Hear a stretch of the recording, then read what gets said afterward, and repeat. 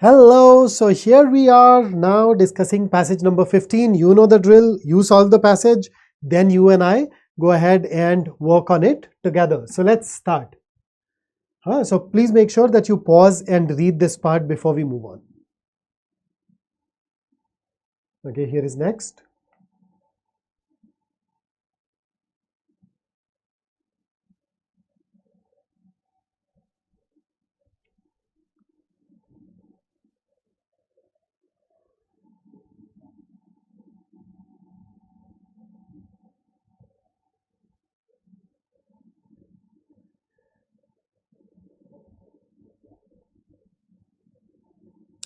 All right, so with that, here are our questions. So question number 1, please pause, solve it, use the seeker to refer to the passage, and then come back.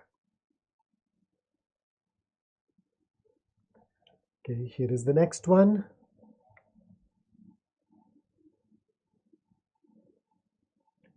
Question 3. And finally, question number 4.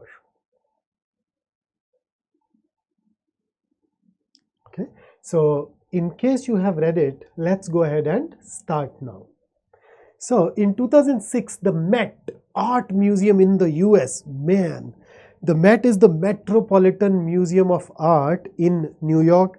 It is easily one of the most well-known museums world across, and that is because they happen to have close to 2,500 pieces in that museum, and majority of those pieces are like, instantly recognizable. Paintings of old masters and 19th century European art, absolutely amazing. You've seen that painting, Starry Night by Vincent van Gogh. That's there. Madame X, that's there. So the Met, very famous. So in 2006, the Met agreed to return the Euphroneus crater, a masterpiece Greek urn. Oops, sorry. So what do you mean by an urn? So see, an urn is a container, especially a large round container that happens to have a stem at the bottom. You use it for decorative purposes, or there are urns where you have a lid where you keep the ashes of a loved one that you lost. So that's urn. And if you've ever been to a hotel buffet, then you've noticed those cylinders, not cylinders, I mean those cylindrical shaped containers in which they keep the tea and the coffee. Even they are called urns. We call them the tea urn and the coffee urn respectively. So there was a particular urn which was considered a masterpiece of Greek art. It's called Euphroneus crater. Here, have a look at it. This is what we are talking about, right? So this was returned, and it had been a museum draw since 1972. Basically means that it was one of the major attractions in the museum since 1972. So it drew in a lot of people. Okay, in 2007, the Getty, now another art museum in the US, agreed to return 40 objects to Italy, including a marble Aphrodite. Okay, Aphrodite in Greek mythology was the goddess of beauty and love. So a marble statue of her, obviously. So agreed to return 40 objects to Italy, including a marble Aphrodite, in the midst of looting scandals. And in December, Sotheby's is a private auction house. So Sotheby's and a private owner agreed to return an ancient Khmer statue of a warrior. Okay, Khmer is basically it's an ethno-linguistic identity, okay, a cultural and language-based identity of people who are typically found in Cambodia. These people are called the Khmer, and their language is also known as the Khmer language. And Cambodia had a very nasty dictator between 1976 and 1979, Pol Pot. His regime was called the Khmer Rouge regime, and it is very notorious in history. You can look it up. So Khmer statue of a warrior is basically a statue of a warrior from Cambodia belonging to that Khmer tribe group, pulled from auction 2 years before to Cambodia.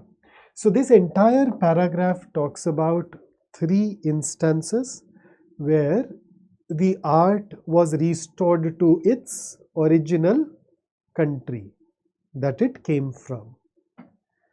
Cultural property or patrimony laws limit the transfer of cultural property outside the source country's territory. Now see, basically if you talk about a large part of the world, you know, whenever people went to a new place, a new country, they brought back souvenirs. They bring back souvenirs, right? Now, in the past, there are times when you brought back a souvenir which was part of the cultural history of that particular place. And it was considered okay. In a lot of these cases, those pieces were looted and smuggled and brought back, whatever. Now, how do you ensure that these cultural artifacts are not looted or transferred outside of the country? So that's where these patrimony laws come into picture. These patrimony laws, they're also at times called heritage laws. They vest the ownership of the cultural property to the country. So we say that if it is found in the country, it will be considered the property of that country, and therefore nobody can really export it or really purchase it. So it in a way tries to reduce the supply of cultural artifacts in the market so that the country can retain what is an essential part of its past, right? So cultural property laws or patrimony laws limit the transfer of cultural property outside the source country's territory. So it has happened with quite a few countries with a rich history, you know, Greece, Italy, Turkey, quite a few places in Africa, even in India. So they limit it, including outright export prohibitions and national ownership laws. So outright export prohibitions is you cannot export it at all and it will remain under the ownership of that country. So most art historians, archaeologists, museum officials and policymakers portray cultural property laws in general as invaluable tools for counteracting the ugly legacy of Western cultural imperialism. So they believe that these laws are useful in preventing the theft of their artifacts. So during the late 19th and early 20th century, an era former Met Director Thomas Irving called the age of piracy. American and European art museums acquired antiquities by hook or by crook from grave robbers or souvenir collectors. So basically, they somehow managed to bring those artifacts in their collection, including using shady measures. Okay. So grave robbers, people who dig graves and then take out antiquities, souvenir collectors, bounty from digs. So you know those archaeological digs where you dig in order to discover some archaeological place? So bounty from digs is things that you've basically taken from those places, and ancient sites in impoverished but art-rich source countries. Patrimony laws were intended to protect future archaeological discoveries against Western imperialist designs. I surveyed 90 countries, the author, with one or more archaeological sites on UNESCO's World Heritage Site list. So he went to 90 countries. What was common among all those countries? Every country, each one of these 90 countries has at least one site which the UNESCO has declared World Heritage Site.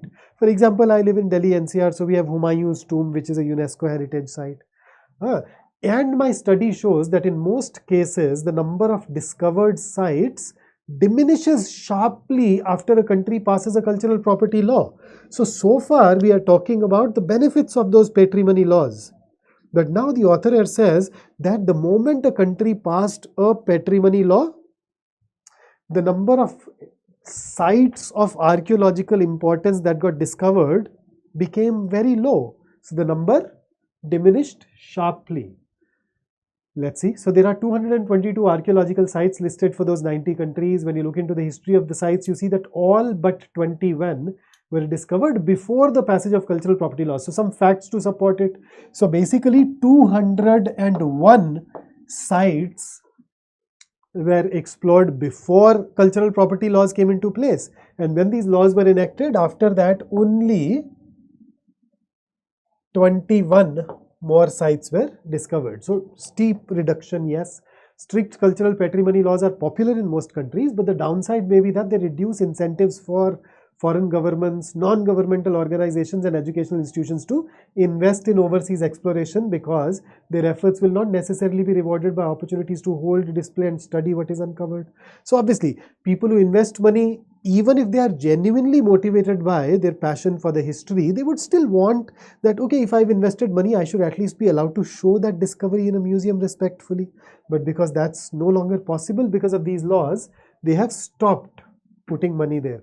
To the extent that source countries can fund their own archaeological projects, artifacts and sites may still be discovered.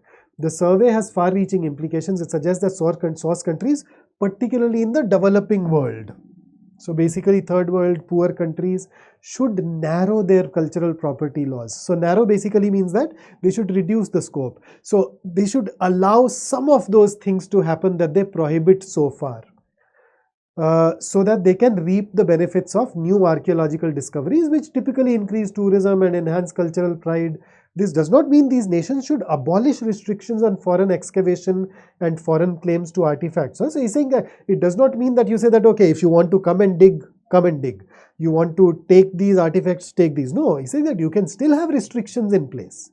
You may still decline foreign claims of ownership, but you may allow certain things. So China provides an interesting alternative approach for source nations eager for foreign archaeological investment. 1935 to 2003 restrictive laws. In those years, there is only one significant archaeological discovery. Okay, it occurred by chance in 1974 when peasant farmers accidentally uncovered ranks of buried terracotta warriors, statues of warriors made using mud, basically, which are part of Emperor Qin's spectacular tomb system. Qin, China, is named after, the country is named after him. He is the first ruler, first sovereign ruler.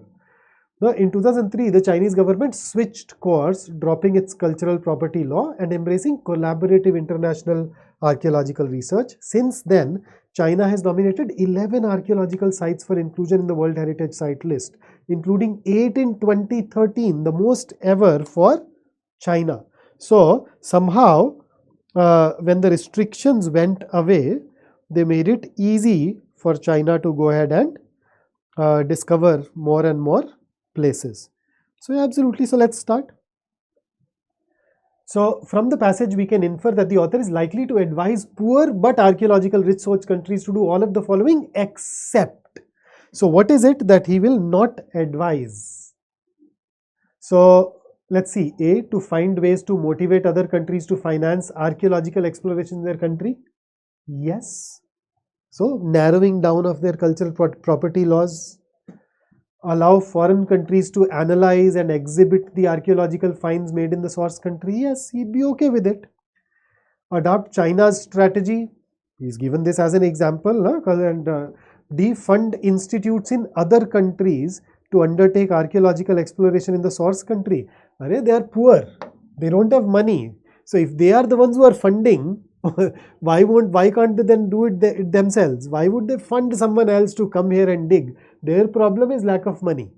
So D goes beyond the scope of the passage, and therefore D should be our answer. So once again, this is the paragraph where you have that relevant part. Right? So if you put it in this context, in this particular context, then you know that A, B and C, that A and B are recommended. C comes from the China example anyway, and thus D it is. Here is your question number 2.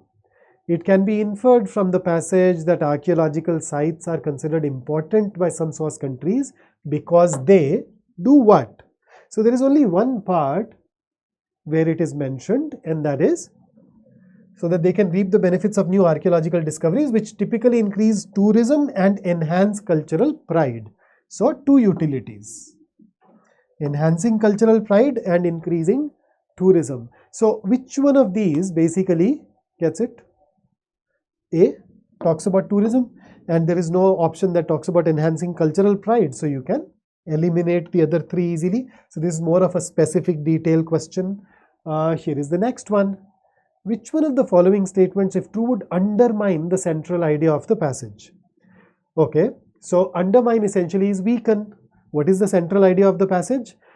These poor countries are no longer able to discover make new archaeological discoveries because they lack funds, and the outsiders would not come in because of the property laws. So if they change laws, they can benefit. That's basically the essence, right?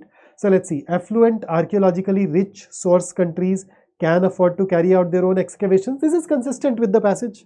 If a country can afford, they can do it, and rich countries, obviously affluent basically means rich, they can do it. So this is consistent with the passage. It will support and not weaken. So let's rule out A. Museums established in economically deprived, archaeologically rich source countries can display the antiques discovered there. Yeah, they can, but then how does it tell us that that you don't need to make your cultural property laws / patrimony laws narrow, relaxed, irrelevant? C. Western countries will have to apologize to countries for looting their cultural property in the past century. Irrelevant. D. UNESCO finances archaeological research in poor but archaeologically rich source countries. Oh, now if this is true, then those countries no longer need to relax their heritage laws, patrimony laws. Why? What was the reason behind relaxing them? So that they can get the money to discover more archaeological sites. But if D is true, it means that they can get the money from UNESCO. So they don't need to attract those outsiders, and therefore D definitely weakens, and thus D should be our answer. Okay, question 4. Which one of the following statements best expresses the paradox of patrimony laws? So paradox is two contradictory things or two seemingly contradictory things happening together. So what are those two seemingly contradictory things? If you check, there are certain advantages mentioned of patrimony law. It had prevented the looting, the piracy, the theft of a cultural heritage of a country. At the same time, the author says that so it was supposed to enhance those discoveries, but it ironically reduced those discoveries because of this reason, right? So which of these statements best expresses that paradox according to you? Let's check. They were intended to protect cultural property, yes, but instead resulted in the neglect of historical sites. No, it's not neglect, it is reduction in new discoveries. So this part is not right. They were aimed at protecting cultural property, but instead reduced business for auctioneers like Sotheby's. No, that is not the paradox. C. Protecting cultural property, but instead reduced new archaeological discoveries. Yes, so this can be an answer. Let's look at D. A and B are anyway ruled out, but instead resulted in the withholding of national treasure from museums. No, I think it's pretty obvious that our best answer choice here will be C. So that takes care of this particular passage, and here is something that I want to leave you with. Dark times lie ahead of us, and there will be a time when we must choose between what is easy and what is right. Now, for you, when you prepare, there are good days, there are bad days, right? In fact, the preparation has a habit of beating people down, making some days really tough. Perhaps you write a test and you score abysmally low. That is going to happen. But on that day, the easy thing will be to give it up, but the right thing will be to believe, to have belief in yourself and belief in my strategies, so that you are able to work towards that eventual ultimate goal. So said Dumbledore in Harry Potter. So J.K. Rowling, through Dumbledore, gave us this timeless wisdom. So that is it for this particular session. I'll see you in the next one. Until then, stay safe, stay focused, and stay in touch. See you soon.